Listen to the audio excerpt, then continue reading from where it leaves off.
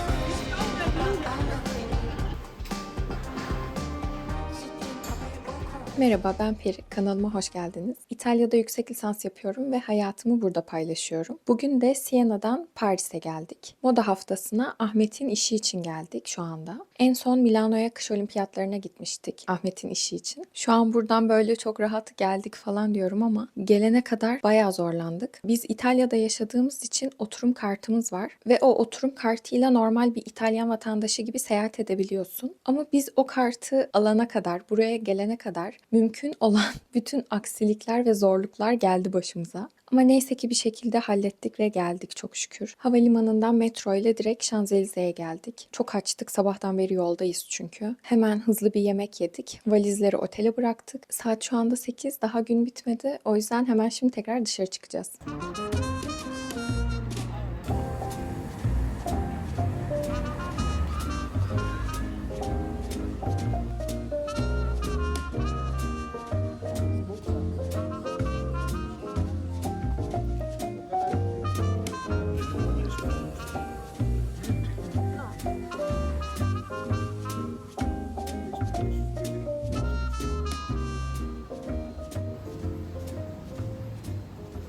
Şu an Şanzelize'deyiz. Otel hemen buranın bir üst sokağı. O yüzden burada çok vakit geçireceğiz gibi geliyor. Marriott Otel'de çay içtik, kahve içtik, tatlı yedik. Çok güzeldi. Ve yorgunlukta bayağı oturmuş, dinlenmiş olduk. Bugün biraz daha böyle merkeze doğru, Eyfel'e doğru gitmedik artık. Zaten daha buradayız 4 gün boyunca. Pardon, 4 ya da 5. O yüzden şimdi böyle yavaş yavaş Şanzelize'de yürüyerek odamıza dönüyoruz. Fransa'ya ilk defa geldim. Hani beklentim yoktu. Şanzelize güzelmiş, beğendim ama Bağdat Caddesi gibi değil mi? Evet, benziyor gerçekten. Hatta ben şöyle bir şey duymuştum. Bağdat Caddesi sanırım Şanzelize'den ilham alınarak planlaması yapılmış diye duymuştum. Ne kadar doğru bilmiyorum tabii. Gidelim.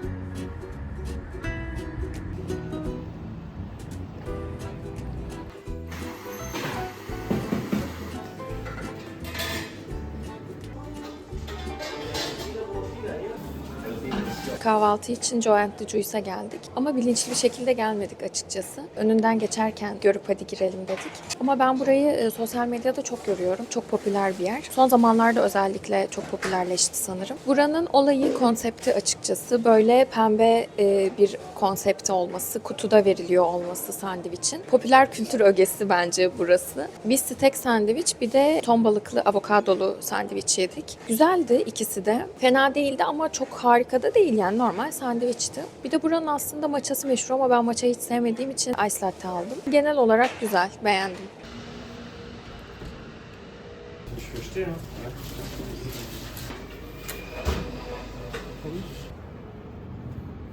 Bunu tamamen yürürken vitrinde çok güzel gözüküyordu. O yüzden merak edip aldım. Çok güzel. Tarçın var, vanilya var ve böyle dışı şey olmuş, karamelize olmuş. French toast da vardı. Başka tatlı seçenekleri de vardı ama waffle böyle en güzel gözükeniydi. O yüzden bunu aldım.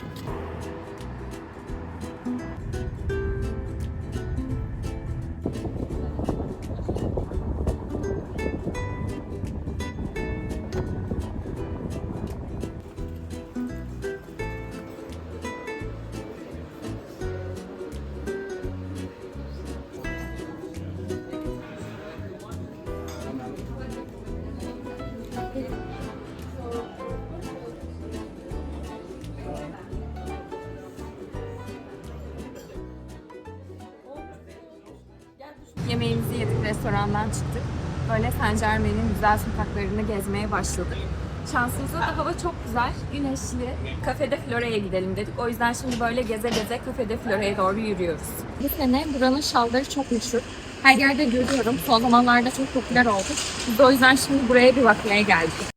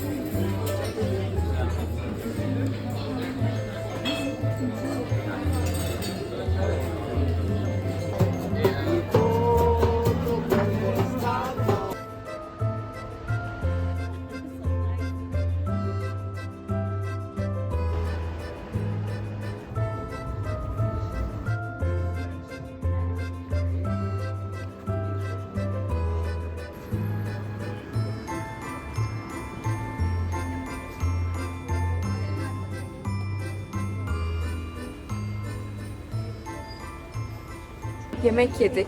Cafe de Flore'de kahve içtik, tatlı yedik. Gezdik çok güzel yerlerde. Daha çok Saint Germain bölgesinde gezdik, dolandık. Mağazaları bayağı gezdik, alışveriş yaptık. Ben şöyle yeni sorumla zaten hemen iyi bir kombin değişikliğine gittim. Şimdi çok yorulduk. O yüzden tekrar bir kahve molasına geldik. Yine çok popüler bir ikinci destinasyon. Cafe de Flore'den sonra. Şimdi bir de burada kahve içeceğiz. Çok güzel bir gündü şimdiye kadar. Hızlı bir gündü. Bayağı gezdik. Ama çok güzeldi. Çok mağazada gezdik. Yedik, içtik, gezdik. Bayağı güzel bir gün oldu.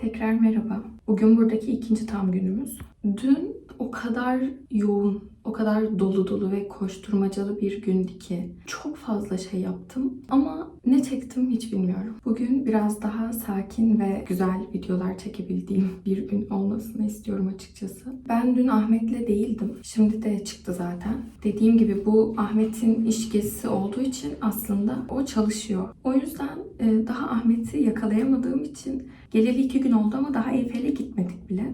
Eyfel'de hiçbir şey yok biliyorum yani gerçekten sadece bir demir kule. Hiçbir olayı yok. Ve Eyfel'in civarı da çok iyi değil. Çok aşırı tekin, güzel, nezih bir yer değil zaten. Ama yine de bir Eyfel'i görmediğim için yani böyle sadece uzaktan minik bir şekilde görüyorum sürekli. Paris'e gelmişim gibi hissetmiyorum. Sanki başka böyle herhangi bir Avrupa şehri gibi hissediyorum. O yüzden bugün artık bir şekilde Eyfel'e gitmek istiyorum. Bir de genelde gece geç yatıyoruz. Sabah erken kalkıyoruz. O yüzden bir yorgunum. Vücudum yorgun yani. Çünkü gün içinde çok yoruluyorum. Tam dinlenmiş hissetmiyorum yani uyusam bile.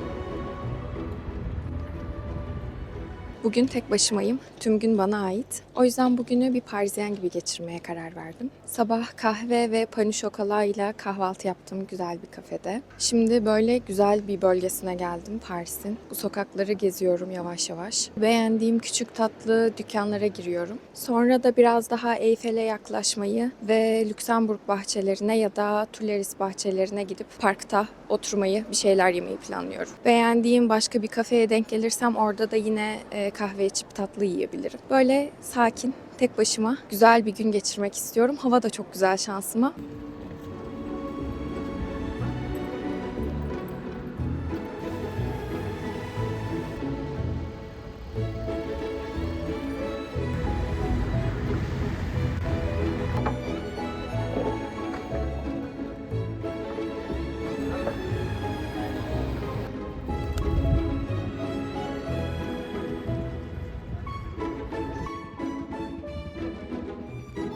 Minik pikniğim için atıştırmalık bir şeyler aldım. Bir tane böyle bir onigiri. Sonra böyle soslu bir karides aldım. Bir de bunları yiyebilmek için de şöyle minik hamur işleri aldım.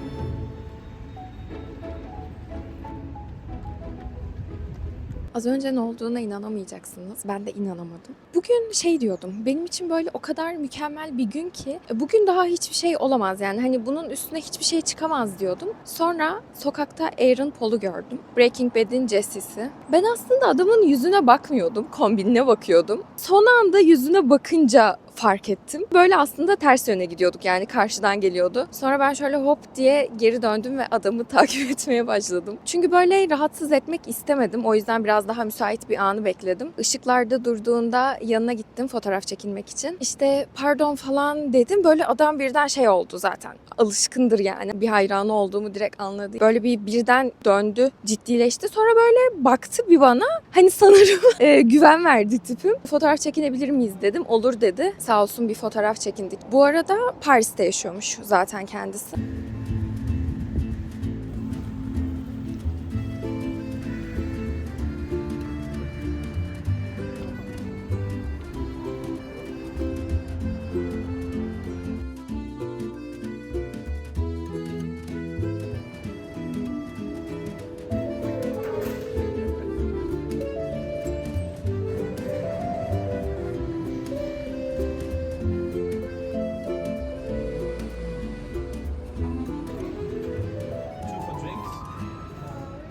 Saat şu an 4 olmasına rağmen yani günün yarısı neredeyse benim için. Gerçi sabah 10'dan beri dışarıda olduğumu varsayarsak bayağı da olmuş. Ama daha şimdiden çok yoruldum. Bir 15.000 adım attım çünkü. O yüzden az önce tekrar kahve içtim, bir oturdum.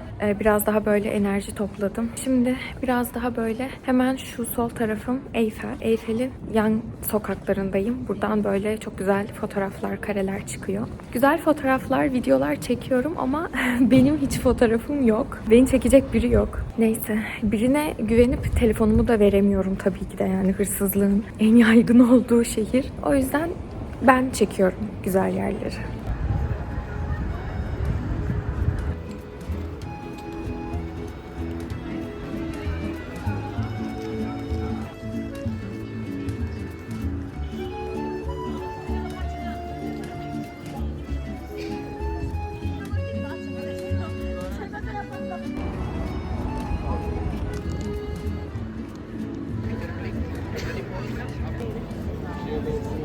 Eyfel'i Şanzelize'ye bağlayan caddede yürüyorum. Otele gidiyorum. Çünkü şöyle bir kocaman hediyelik eşyalarla dolu poşetim var ve bu gittikçe ağırlaştı. Şarjım da çok az kaldı. Ben de çok yoruldum. Akşam yemeği öncesi hem gidip birazcık dinleneyim odada dedim. Bu caddede de çok güzel restoranlar, kafeler varmış böyle. Bir yandan onlara bakıyorum. Yemek için burada bir yere mi gelsem diye.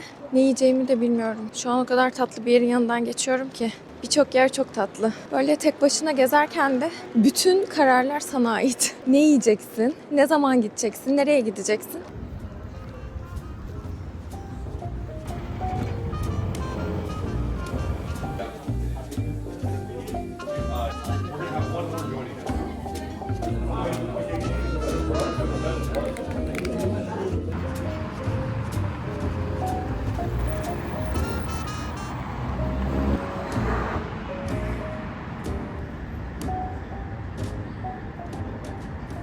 kadar restoran baktıktan sonra bir sürü seçeneğin içinde gittim Türk restoranında yedim. Vizyonsuz musun sen diyeceksiniz, haklısınız. Ama ben 6 aydır Türk yemeği yemedim. Ve dün o restoranı gördüğümden beri lahmacun fikri aklımdan çıkmıyordu. Çok da iyi oldu. Böyle mercimek çorbası içtim, sıcacık, çay ikram ettiler. O kadar iyi geldi ki. Şimdi de Eyfel'e doğru gidiyorum. Çünkü gece daha güzel oluyor. Böyle ışıklarla gerçekten güzel oluyor o zaman. Şansıma hava da çok güzel, çok yumuşak. Ve şu an bu gezdiğim sokaklar da çok güzel. O yüzden böyle yavaş yavaş etrafa bakına bakına, sokaklara, mağazalara baka baka geziyorum. Böyle turistik yerleri, işte Louvre'u falan daha önceden gezmiştim. O yüzden bugün böyle turistik bir gezi değil de daha sokakları gezdiğim, Paris'i gezdiğim bir gezi oldu. Ve çok seviyorum böyle gezmeyi. Yani tabii önce turistik yerleri bir görüyorsun ama bu kısmını daha çok seviyorum. Bir de böyle koştur koştur bir yerleri sırf görmüş olmak için görmeyi, o şekilde gezmeyi de hiç sevmiyorum. Böyle yavaş yavaş binalara, mağazalara baka baka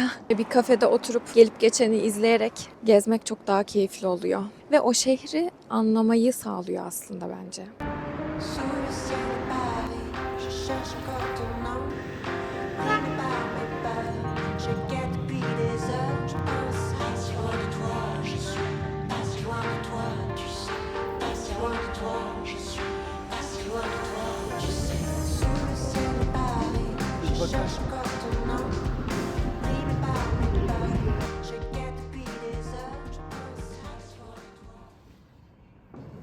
Bugün biraz geç oldu ben çıkana kadar. Saat sanırım şu an 10.30-11'e doğru geliyor.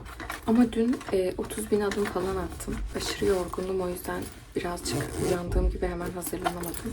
Bugün Ahmet'in işi bitiyor. O yüzden sanırım birlikte vakit geçireceğiz. İnşallah.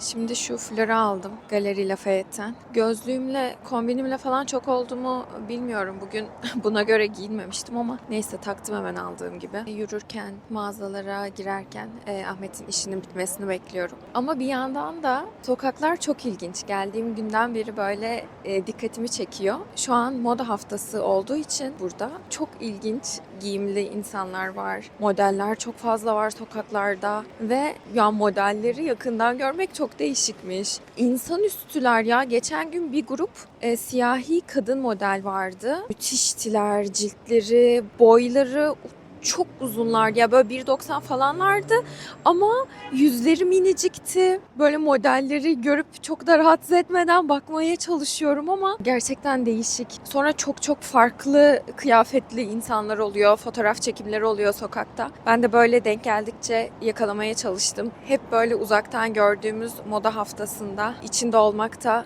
değişikmiş.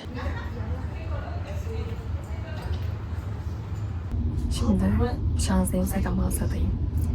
Çanta alacağım ama asla karar veremediğim için Ahmet'i bekliyorum. Derken bu arada tam arabadan indi. Tam şu an geldi. Bakalım gelsin, bana fikir versin diye bekliyorum.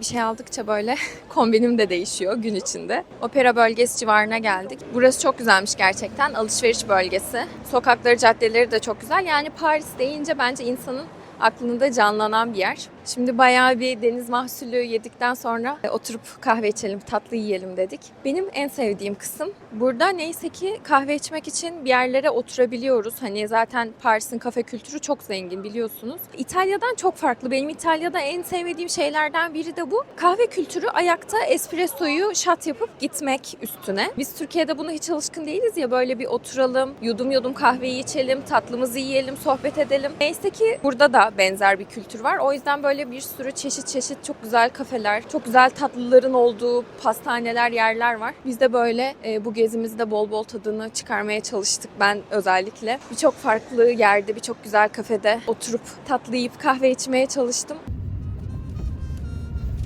Paris au soleil, il n'y en a pas de pareil.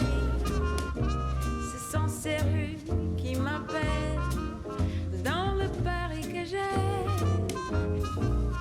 Paris. Tatlı için şehrin farklı bir bölgesine geldik. Hotel Athene geldik. Bu da kesinlikle böyle okunmuyor eminim. Burası Paris'in en lüks otellerinden biriymiş. Buranın restoran kısmında tatlı yiyeceğiz şimdi. À Lisbonne, ou de Berlin à Barcelone, aucune autre ville ne m'étonne, il n'y en a qu'une qui résonne, c'est Paris, toute la nuit, de Montmartre au quai de Seine, je ne serais partie qu'au lever du soleil.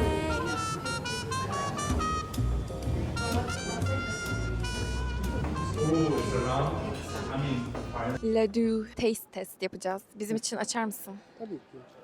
Şey çok güzel.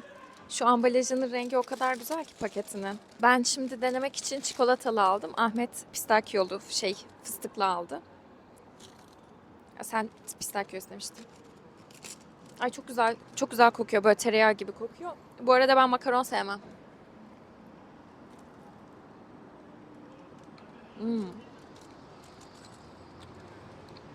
Çok taze. Böyle ağızda direkt dağılıyor. Dur bana. Çok güzel. Ben yiyeceğim. Ben de onun tadına bakayım. Pistakiyolunun tadı fıstık sarma var ya. Fıstık sarma gibi. Bayağı iyi. Evet, gerçekten makaron sevmeyen ben için bile güzel. Çünkü Ahmet'in dediği gibi çok taze. Ama bu kadar yeterli. Bir kere tadına baktım. Yeterli. Yani bir daha Ladur'den makaron olsa da yesem demem. Denemek güzeldi sadece. Otele geldik. Eşyalarımızı bıraktık. Elimizdeki poşetleri falan bıraktık. Şimdi de lobideyim şu an. Daha doğrusu lobinin bahçesindeyim. Burayı da size bir göstereceğim. Sonra tekrar çıkacağız. Aşıklar şehrinde iki aşık olarak, çünkü yani Paris'teyiz. Tabii ki de ne kadar yorgun olsak da, ne kadar bitik olsak da çıkmak zorundayız yani. Zaten çünkü bu gece son gecemiz. Yarın dönüyoruz inşallah. Şimdi size buraları göstereyim. Şöyle bir bahçesi var. Resepsiyondaki kız bu bahçeyle çok gurur duyar bir şekilde konuştu. Bu bahçe sanırım onlar için yani ekstrem ya da kıymetli bir şey. Ama burası Türkiye'deki ortalama bir kafe bence. Yani herhangi bir kafenin zaten 3 aşağı 5 yukarı böyle bir ortalaması oluyor. Burası da lobisi.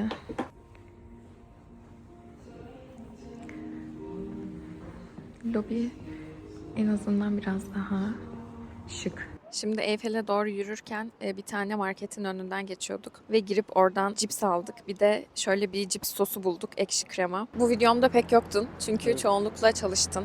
Ama ilk kez Paris'e gelen biri olarak düşüncelerin ve izlenimin nedir? Çok kısaca alayım hemen. Yani Paris'e ilk defa geldim, Fransa'ya ilk defa geldim ama çok beğendim. Binaların tarihi, genel sokak yapısını, sokaklarını, caddesini, restoranlarını, kafelerini, yani tam keyiflik yer yani ama turistik bir yer. Yaşanır mı bilmiyorum ama gelip birkaç gün böyle keyifle geçirip dönmelik güzel bir yer.